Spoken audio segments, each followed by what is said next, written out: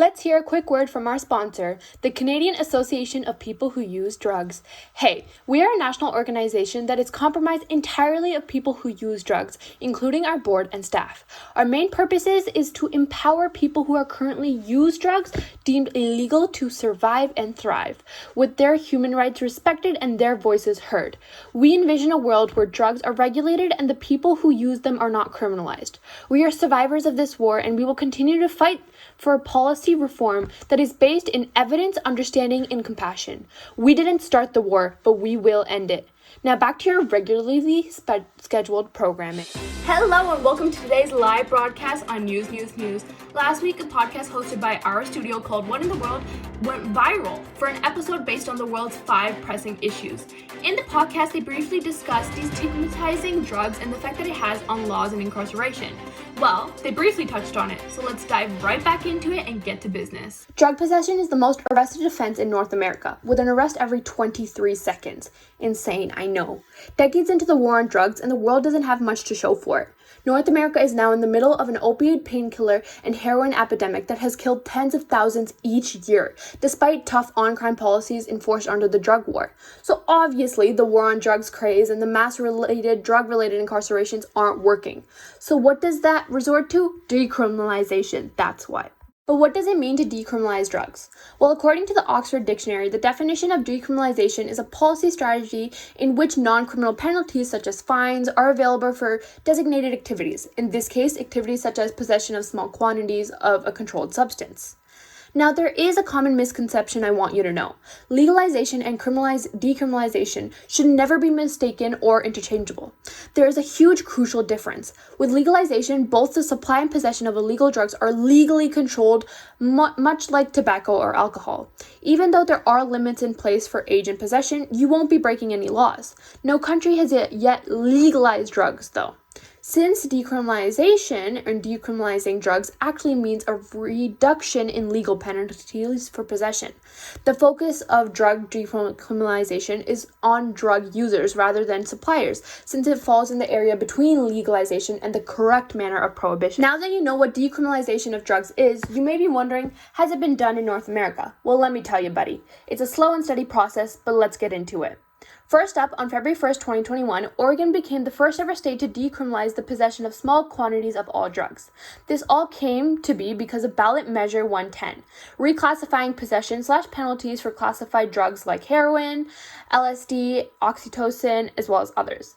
The Drug Policy Alliance nonprofit organization spearheaded this measure, and it applies only to new drug crimes, and 58% of voters actually supported this shift in policy, including residents no longer having to face arrest or jail time for possessing small quantities of drugs, instead facing either a fine or access to addiction rehabilitation centers. 26 states plus the District of Columbia have decriminalized the possession of small amounts of marijuana, as well as various jurisdictions are experimenting with the de facto decriminalization through law enforcement assisted diversion programs, LEAD, which are programs designed to direct individuals who abuse drugs to drug treatment or other supportive services instead of arresting and throwing them into the slammer for certain drug law violations, including possession and low-level sales.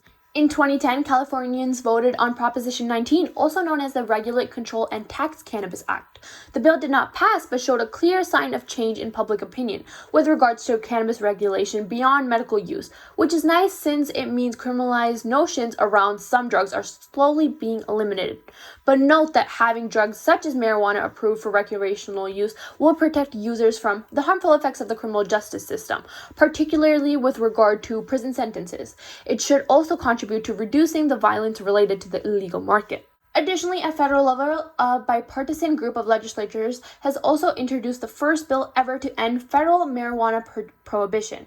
And because of this, 14 additional states have reduced or eliminated criminal penalties for personal possession of marijuana, such as Alaska, California, Kentucky, Maine, Massachusetts, Minnesota, Mississippi, Nebraska. The list goes on. And lastly, the Canadian Association of People Who Use Drugs, who happen to be sponsoring today's live newscast, are suing the Government of Canada to remove the Controlled Drugs and Substances Act penalties and decriminalize all forms of drug possession and some forms of drug trafficking in response to the ongoing overdose epidemic in Canada. Since, at the end of the day, these criminal penalties only create harm for people who use drugs by preventing medical treatment and harm reduction.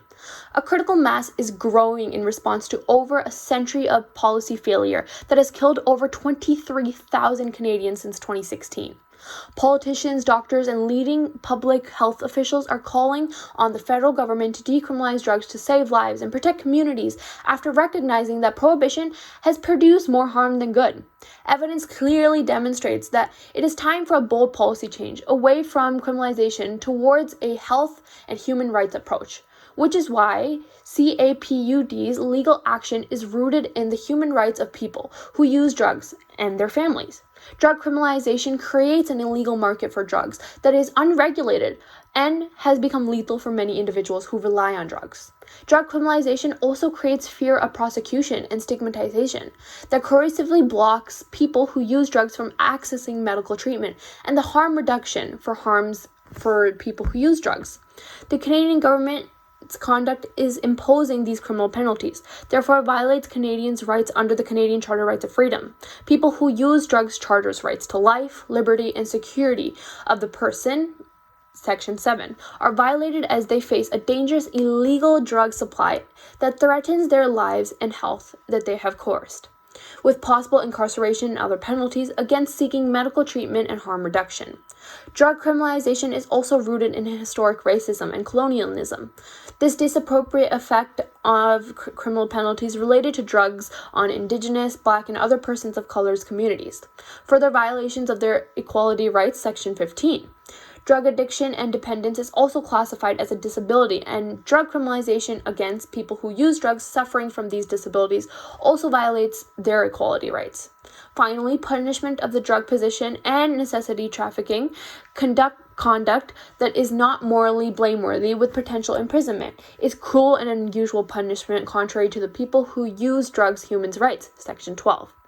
Drug addiction and dependence should be treated as a health issue, not a criminal one, which has been proven time again. Now that you know that there have been true serious attempts of decriminalizing drugs around North America, let's get into the effect that it has on laws, incarceration, and true justice. The war on drugs launched by Richard Nixon in 1971 obviously failed. I mean, the facts are right there in front of us. Fueling violence related to the illegal drug market, choking the prison system with millions of drug offenders, and failing to prevent the worst overdose crisis within all history.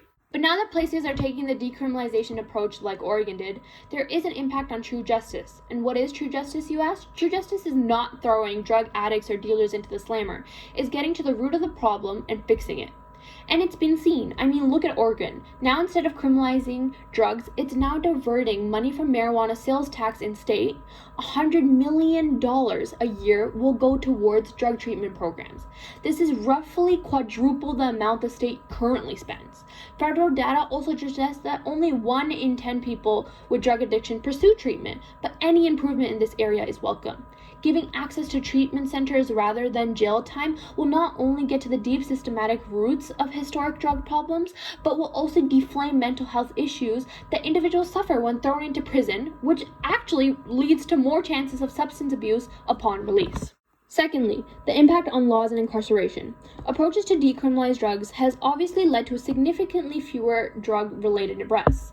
But what does it mean? It means that federal governments will save money by reducing prison and especially jail costs and population sizes, free up law enforcement resources to be used in more appropriate ways, prioritize health and safety over punishment for people who use drugs, reduce the stigma associated with drug use so that the problematic drug users are encouraged to come out of the shadows and seek treatment and other supports, removes barriers to evidence-based harm reduction practices such as drug checking, heroin-assisted treatment, and medical marijuana. Now it seems all sunshine and rainbows, less people getting thrown into jail and more people having access to treatment centers. But this isn't 100% the case.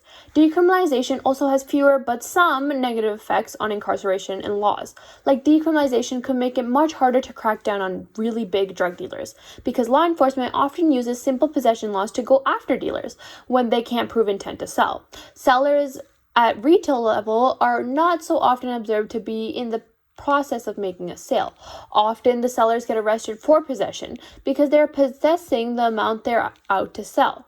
So decriminalizing possession makes it much harder to enforce against retail sellers.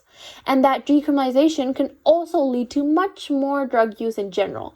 If this holds, decriminalization could actually make drug-related violence worse, since demand and subsequently the profitability of drugs would go up, making them more lucrative for violent criminal groups. It's a gamble, because this wasn't the case at all for Portugal, the first ever place to fully decriminalize all drugs in 2001.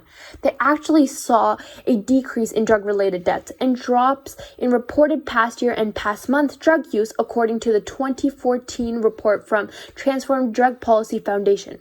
So we never know what path North America would take. We could either go either way. It's a gamble, alright? Before we call off today's live news segment, let's quickly end off with a brief pros and cons list of decriminalization of drugs. Let's start off with the positives though. Pros being, the benefit of decriminalizing drugs is that it would free up space for offenders that are truly violent and unsafe. Just 16% of current prisoners, according to the information from the Bureau of Justice Statistics, commit violent crimes to obtain money that they use to purchase drugs. That would reduce overcrowding, reduce confinement costs, and provide options for prisoner rehabilitation that do not currently exist. It changes how society sees people. When drugs use is criminalized, stigmas arise. When it is decriminalized, non-drug users aren't so quickly to condemn others. Addiction can be treated more like a disease instead of being treated like a legal problem. People become people once again, without different classes of superiority assigned by the general population to what drugs people use and why they use them. It encourages people to remain within society. Even if there is a drug problem that must be treated, treatment programs for drug use can encourage people to remain productive within the society. When drug use is penalized with a criminal status, it becomes more difficult for individuals who take drugs to find meaningful employment. It is much easier to find a job when there isn't a felony or a record due to your possession of drugs that is deemed illegal. And of course, because everything can unfortunately be only good and pure, there are some cons. It would reduce prices. When there isn't a legal barrier in place to prevent drug access, the system of a free market takes over for the industry. That means that there is a greater supply of drugs available, which could lower prices. If pricing is a barrier to entry or experimentation for some individuals, then the decriminalization of drugs would encourage them to try something when they may not have done it otherwise. Some drugs only require one dose to become addictive or potentially life-threatening. Treatment infrastructures aren't present. Although the cost of incarceration and treatment would be reduced, the cost of treating addicts in the general population would rise. The current infrastructure may not be able to support the added number of individuals who would seek for help. That would mean added costs would come in forms of building assets and training more counselors to handle the needs of the society. Depending upon the decriminalization that was implemented, the costs would be higher than they are under the current structure. Oh well, that wraps up my segment on drug decriminalization and its effects. Back to you, Akshaya.